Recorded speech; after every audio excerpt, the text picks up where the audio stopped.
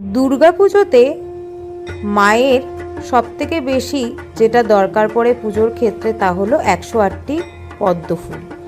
সেই পদ্ম ফুলেরই একটা সেট আজকে তোমাদের দেখাচ্ছি। তোমরা কিন্তু জানিও সেটটা কেমন হয়েছে। এটি একটি হাসুলি নেকপিস, যেটিতে আমি সুতো দিয়ে প্রথমে হাসুলিটিকে একদম কম্বাইন করে দিয়েছি এবং সুতোর রঙটি রেখেছি জলে, যেভাবে পদ্ম ফুল ফুটে ওঠে সেই জলের টেক্সচারটা রেখেছি। আর তার সাথে রেখেছি দুটি কানবালা ঠিক বলবো না, কান ঢাকা তোমরা বলতে পারো। এবং এই কান ঢাকাটিতেও পদ্ম ফুলের খুব সুন্দর করে পদ্ম ফুল পদ্ম পাতা দিয়ে সাজিয়ে রেখেছি। তোমরা এই দুটিকে গলার হারটি ছাড়াও পরতে পারো।